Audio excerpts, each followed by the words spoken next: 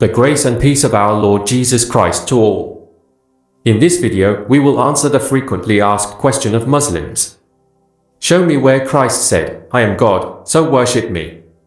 We will prove to them that Christ said in different and multiple ways that he is God, and that he was worshipped, and he accepted worship, and did not reject it, nor did he rebuke those who offered him worship. Muslims always come thinking that they are crushing Christianity, and they repeat the same question over and over again, without thinking about the question. The parrot repeats the words without understanding their meaning. The Muslim asks, "Where did Christ say that he is God and do not worship me?" But in any case, we will answer their questions, and we hope that the Muslims will at least use their brain, even if just for a little while. The problem that Muslims face with this question is that Allah told them that if they had any doubts, they should ask the people of the book, which is, the Christians and the Jews.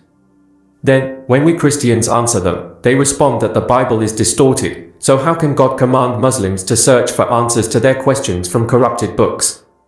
This is an old game that Christians laugh about it. This is something that Muslims should think about seriously, even though neither Muhammad nor the Muslims were able to prevent the distortion of the Holy Bible, and they fell into the trap that God is unable to protect his words.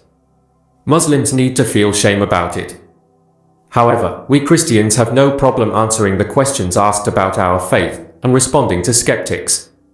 Some Muslims use dishonest methods to cast doubt on the Holy Bible. For example, Muslim sheikhs want to deceive people. They use some words mentioned in the Bible that they do not understand the meaning and interpretation of. When Jesus says to Mary Magdalene, "Go to my brothers and tell them, I am ascending to my Father and your Father, and my God and your God," John 20 verse 17. The skeptics question how Jesus, who is believed to be God incarnate, can refer to God as, "my Father and your Father," and "my God and your God." The answer lies in understanding the dual nature of Jesus. When Jesus spoke these words, he was representing all of humanity after taking on human nature, sacrificing himself on the cross, and rising from death to be seen before God the Father. So, when he says, "my Father and your Father," he isn't claiming equality in his sonship with humans, he is emphasizing that God is the Father of all, especially in his role as the Son of Man, representing humanity.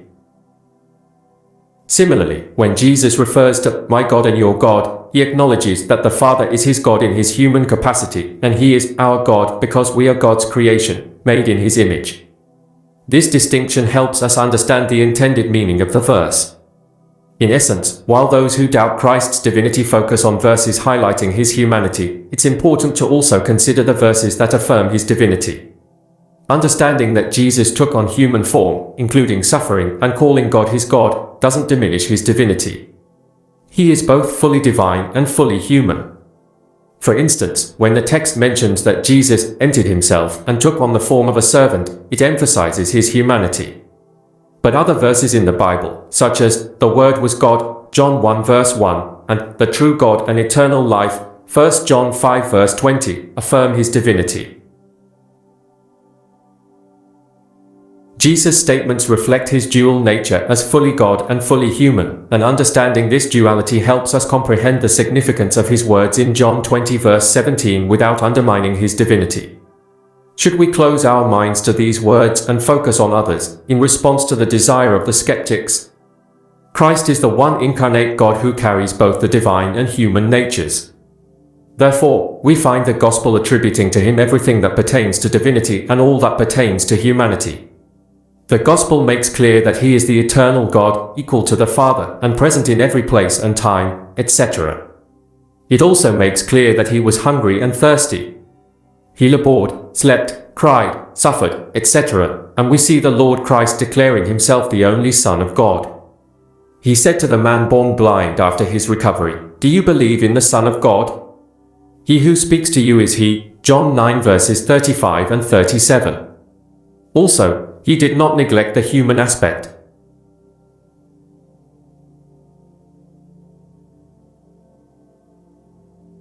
He said, "And I am a man who has spoken to you the truth which I heard from God," John 8 verse 40. By this we understand that Christ is fully God and fully human. It is truth and life. No one speaks the truth except he who is the truth. The Quran says, that is Jesus, the son of Mary. He speaks the truth about which they dispute. Surah Maryam 34. Truth is one of the names of God, so whoever speaks the truth is God. The Messiah, son of Mary, is the speaker of the truth, that is, he is the word of God speaking the word of God. Who can speak the words of God other than God himself? In the exploration of the divinity of Jesus and the worship directed towards him, we will unravel the profound significance of understanding Jesus' divinity within the Christian context. Let us journey together to uncover how Jesus himself declared his divinity and how this truth has been reflected in the worship offered to him through the lens of the Bible. The deity of Jesus, in the Gospel of John, a striking verse, John 1 verse 1, resounds with divine clarity. In the beginning was the Word, and the Word was with God, and the Word was God. Here, Jesus is referred to as the Word, and this declaration harkens back to the very origins of creation. It affirms that Jesus, the Word, existed alongside God from the very beginning and is, in essence, God himself. This verse encapsulates the Christian understanding of the eternal deity of Jesus. Colossians 2 verse 9 further underscores this divine identity, proclaiming, "For in him dwelleth all the fullness of the Godhead bodily." In these few words, the Apostle Paul encapsulates the profound truth that in Jesus, the fullness of God's divine nature dwells bodily. This verse affirms not only the divinity of Christ, but also the tangible manifestation of God in human form. Hebrews 1 verse 8 brings another facet to our exploration, declaring, "But unto the Son he saith, Thy throne, O God, is forever and ever, a scepter of righteousness is the scepter of thy kingdom." This passage, which quotes from the Old Testament, reflects the divine recognition of Jesus, the Son, as God. It affirms that Jesus, as the Son of God, holds an eternal throne, marking his divine authority and majesty. These biblical passages, among many others, provide a compelling foundation for the Christian belief in the deity of Jesus. They invite us to grasp the profound reality that Jesus is not merely a human figure or a wise teacher or just a prophet, but is, in essence, God incarnate, a foundational truth that shapes the core of Christian faith and understanding. I am statements made by Jesus in the Gospels are a remarkable aspect of his teachings, revealing profound insights into his divine identity. These statements, scattered throughout the New Testament, hold deep theological significance, resonating with the rich tapestry of God's self-revelation in the Old Testament. In the Gospels, Jesus utters several "I am" statements, with the most famous perhaps being, "I am the way, the truth, and the life," John 14 verse 6. He also declares, "I am the bread of life," John 6 verse 35, "I am the light of the world," John 8 verse 12, "I am the good shepherd," John 10 verse 11, and "I am the resurrection and the life," John 11 verse 25, among others. These declarations serve as windows into his divine nature, portraying various facets of his role and mission. The significance of these "I am" statements lies in their connection to God's self-revelation in the Old Testament, particularly in the divine name revealed to Moses at the burning bush. When God commissioned Moses to lead the Israelites out of Egypt, Moses asked for God's name, and God responded with, "I am who I am," Exodus 3 verse 14. This name signifies God's eternal, self-existent, and unchanging nature.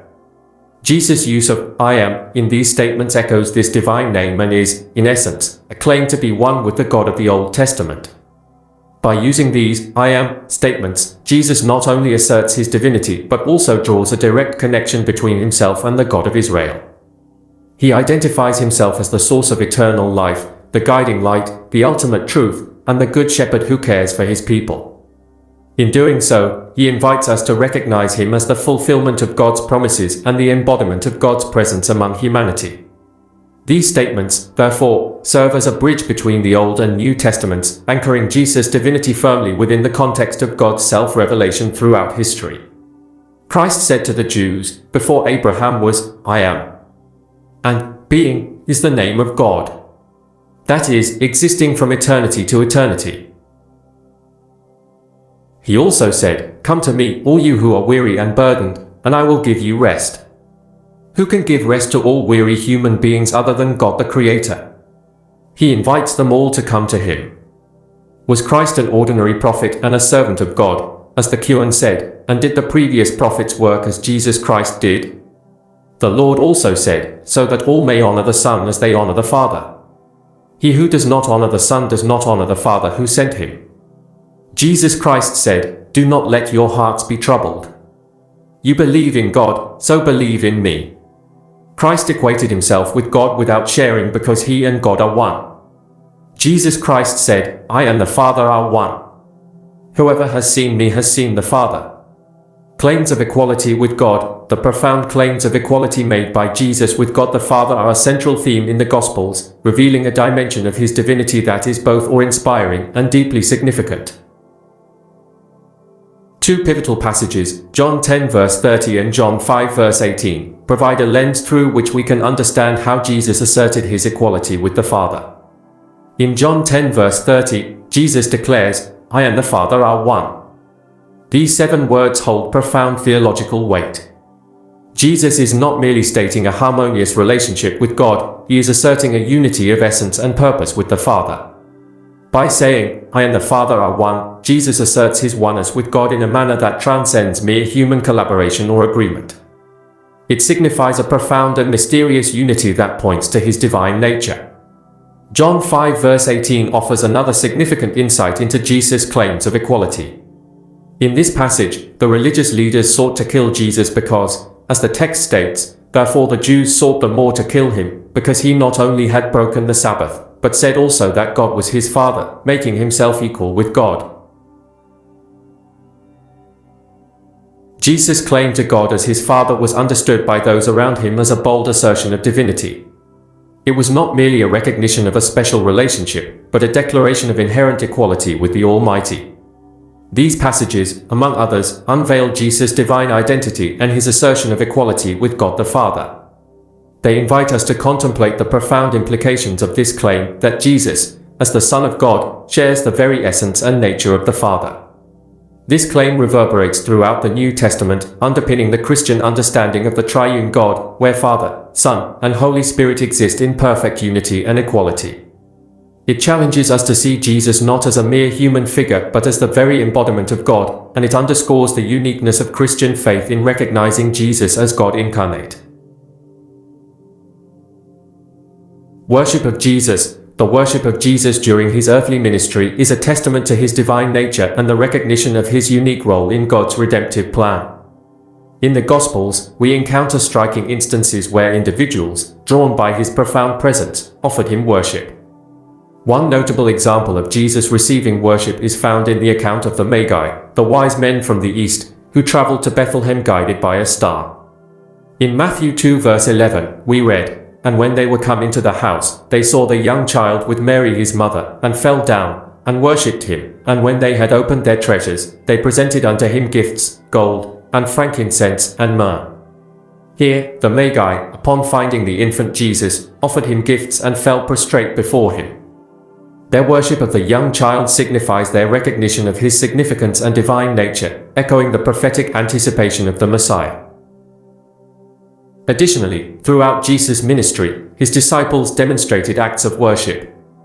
They left behind their livelihoods and families to follow him, a profound gesture of devotion.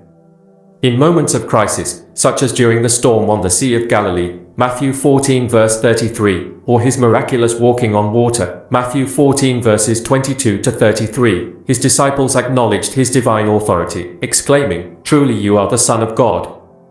These moments of recognition and worship underline their growing awareness of Jesus' divine identity. And one of the most compelling instances of worship is found in the account of Thomas, often called Doubting Thomas. After initially doubting Jesus' resurrection, Thomas encountered the risen Christ and exclaimed, My Lord and my God. John 20 verse 28. This confession embodies a profound act of worship, as Thomas recognizes the full deity of Jesus Christ. These biblical examples of worship directed towards Jesus underscore his divine nature and the transformational impact of his ministry. They reveal that worship of Jesus was not confined to a select few but extended to those who encountered him, recognized his profound significance, and responded with reverence, adoration, and confession. These moments serve as a compelling testimony to the unique role of Jesus in God's redemptive plan and the central place he holds in Christian worship and devotion. Jesus' acceptance of worship. One of the remarkable aspects of Jesus' earthly ministry was his acceptance of worship without rebuking or redirecting it. Throughout the Gospels, we witness numerous instances where individuals and groups offered him profound acts of worship, and he received them with a humility and grace that carries profound implications for his divinity. A notable example of this is the account of the woman with the alabaster jar in Luke 7 verses 36 to 50. She enters the home where Jesus is dining and anoints his feet with expensive perfume, weeping as she does so. The Pharisees present are scandalized by her actions, but Jesus not only accepts her worship but also commends her for her faith, demonstrating his willingness to receive worship from those who recognize their need for his grace. And one of the Pharisees desired him that he would eat with him. And he went into the Pharisee's house, and sat down to meat. And, behold, a woman in the city, which was a sinner, when she knew that Jesus sat at meat in the Pharisee's house, brought an alabaster box of ointment, and stood at his feet behind him weeping, and began to wash his feet with tears, and did wipe them with the hairs of her head, and kissed his feet, and anointed them with the ointment. Now when the Pharisee which had bidden him saw it, he spake within himself, saying, This man, if he were a prophet, would have known who and what manner of woman this is that toucheth him, for she is a sinner. And Jesus answering said unto him, Simon, I have somewhat to say unto thee. And he saith, Master, say on. There was a certain creditor which had 2 debtors, the one owed 500 pence, and the other 50. And when they had nothing to pay, he frankly forgave them both. Tell me therefore, which of them will love him most? Simon answered and said, I suppose that he, to whom he forgave most. And he said unto him, Thou hast rightly judged. And he turned to the woman, and said unto Simon, Sayest thou this, woman? I entered into thine house, thou gavest me no water for my feet, but she hath washed my feet with tears, and wiped them with the hairs of her head. Thou gavest me no kiss, but this woman since the time I came in hath not ceased to kiss my feet. My head with oil thou didst not anoint, but this woman hath anointed my feet with ointment. Wherefore I say unto thee, her sins, which are many, are forgiven, for she loved much, but to whom little is forgiven, the same loveth little. And he said unto her, Thy sins are forgiven. And they that sat at meat with him began to say within themselves, Who is this that forgiveth sins also? And he said to the woman, Thy faith hath saved thee, go in peace. Luke 7 verses 36 to 50. Another significant instance is the triumphant entry of Jesus into Jerusalem, often referred to as Palm Sunday. The crowd welcomes him with shouts of Hosanna and spreads their cloaks and palm branches on the road, a customary act of honor and praise for a king. Jesus does not discourage or reject this worship but rather accepts it, fulfilling the messianic prophecies that foretold the arrival of the King of Israel. These examples, along with many others, reveal a consistent pattern in Jesus' ministry. He never rebuked or redirected worship directed towards him. Instead, he acknowledged and accepted it. This acceptance of worship is profoundly significant, for it aligns with his claims of divinity and unity with God the Father. In the Old Testament, God consistently emphasized that worship is to be directed to him alone. Yet, Jesus' acceptance of worship communicates that he is more than a mere human prophet or teacher, he is the very object of worship. By allowing people to worship him without correction, Jesus asserts his divine identity and affirms his unique place in God's redemptive plan. This acceptance of worship underlines the truth that he is Emmanuel, God with us, and invites us to recognize his profound role as the divine bridge between humanity and the Creator. Early Christian worship, the worship of Jesus as God, continued to be a central component of the early Christian church, extending and deepening the traditions established during Jesus' earthly ministry. As the nascent Christian community grew and developed, this worship was solidified through various practices and writings that emphasized the divinity of Jesus. In the early Christian church, the worship of Jesus as God was firmly rooted in their understanding of his divine nature.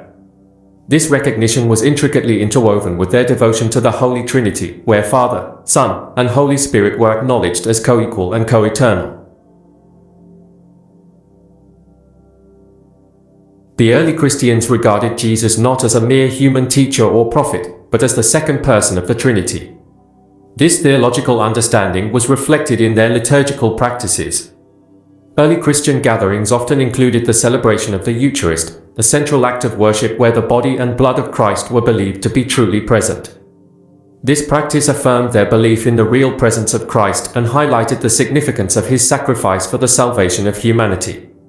The writings of the early Church Fathers further illuminate this worship. For example, Ignatius of Antioch, an early Christian bishop and martyr, emphasized the importance of worshipping Jesus Christ as God incarnate in his letters. He referred to Jesus as our God and asserted the unity of God the Father and Jesus Christ. Another example is the Didache, an early Christian document that provides instructions on Christian living and worship. It contains guidance on the Eucharist, reinforcing the early Christian practice of worshipping Jesus as God. In sum, the early Christian Church's worship of Jesus as God was not a departure from the teachings of the New Testament, but a continuation and deepening of their understanding of his divine nature. Through their liturgical practices and writings, they consistently affirmed the divinity of Jesus and his central role in the life of the Christian community, setting a precedent for the development of Christian worship throughout history. Theological interpretations. The theological interpretations of Jesus' divinity and the worship he received are as diverse as the tapestry of Christianity itself. They reflect the rich spectrum of beliefs and perspectives that various Christian denominations bring to this foundational aspect of their faith. One prominent theological interpretation of Jesus' divinity is the Nicene Creed, a statement of faith that is widely accepted by many Christian denominations, including Catholic, Orthodox, and Protestant traditions. The Nicene Creed proclaims Jesus as God from God, light from light, true God from true God, begotten, not made, of one being with the Father. This interpretation underscores the belief in the consubstantiality of Jesus with God the Father, emphasizing his co-eternal and co-equal nature. It affirms that Jesus is fully and truly God. In summary, the theological interpretations of Jesus' divinity and the worship he received span a wide range of beliefs, reflecting the diversity of Christian denominations and theological traditions. While differences exist, a common thread in these interpretations is the recognition of Jesus as central to the Christian faith, whether as fully God, a moral teacher, a means of grace, or a source of transformation and union with the divine. These interpretations enrich the collective understanding of Jesus and contribute to the vibrant theological discussions within Christianity. In conclusion, our exploration of how Jesus said he is God and how he was worshipped, a biblical perspective, has revealed profound insights into the core of Christian faith. We began by examining the key biblical passages that highlight Jesus' divine nature, including verses like John 1 verse 1, Colossians 2 verse 9, and Hebrews 1 verse 8. These passages underscored the foundational belief in Jesus as God incarnate, truth that shapes the Christian worldview. We delved into the I am statements of Jesus, such as I am the way, the truth, and the life, and analyzed their significance in connection to God's self-revelation in the Old Testament. These statements unveiled the depth of his divine identity and his role as the embodiment of eternal truth. And we continued by discussing Jesus' claims of equality with God the Father, focusing on passages like John 10 verse 30 and John 5 verse 18. These claims reiterated his unity with the Father and reinforced his divine authority. We explored the concept of worship in the Bible, both in the Old and New Testaments, and explained the various forms of worship, including prostration, prayer, and singing. This discussion emphasized the diversity of worship practices within the Christian tradition. We witnessed the worship of Jesus during his earthly ministry through examples like the Magi's adoration, the disciples' worship, and Thomas' confession. These instances underscored the profound recognition of his divinity. The acceptance of worship by Jesus without rebuking or redirecting it was another significant aspect we considered. This practice conveyed his divine identity and the unique role he played in the Christian faith. We also explored how the early Christian church continued to worship Jesus as God, citing examples from early Christian writings and liturgical practices. This highlighted the consistency of this practice throughout Christian history. As we bring our video to a close, the recognition of Jesus' divinity is not a mere theological doctrine, but a transformative truth that should shape our faith and worship. It invites us to reflect on the significance of Jesus' role in our lives, the depth of his love and sacrifice, and the profound impact of his divinity on our spiritual journey. After all this talk, is there any doubt about the divinity of Christ, and does he need to say, "I am God, so worship me," as skeptics want? Beyond these words, is there any doubt about the divinity of Jesus Christ? Does the one who creates life, forgives sins, knows the unseen, and gives life to the dead need to say to people, "I am God, so worship me"? Even if Christ says that he is God, then worship me with this statement, with exact words, word for word as Muslims repeats it, do you think those who reject Christ's words will prostrate themselves? Now we have confirmed that whoever invented this question only wants to deceive Muslims, and place barriers in front of them so that they do not see the truth. Read the Holy Bible, and you will find guidance and light in it, and you will know the truth, and the truth will free you from your slavery to Satan. We hope this video has enriched your understanding of the profound significance of Jesus' divinity and how he was worshipped from a biblical perspective. Now, we invite you to take an active role in spreading this message and engaging in meaningful discussions. Here's how you can contribute. Subscribe. If you haven't already, please consider subscribing to our channel. By doing so, you'll stay updated on more content and help us reach a wider audience. Like and share. If you found this video informative and inspiring, give it a thumbs up and share it with your friends, family, and online communities. Your support is instrumental in helping us reach others who may benefit from this message. Comment and engage. We encourage you to share your thoughts and questions in the comments section below the video. Engage in respectful dialogue with fellow viewers, and let's learn from each other's perspectives. Spread the word. Share the insights you've gained from this video with your local faith communities, study groups, and friends. Let the discussion surrounding Jesus' divinity and worship resonate beyond the screen. By taking these actions, you play an integral role in fostering a community of learning and faith exploration. Together, we can deepen our understanding of these profound spiritual truths and encourage one another in our faith journeys. Thank you for your support, and let's continue this meaningful conversation about Jesus and his divinity and sharing the truth. God bless you all.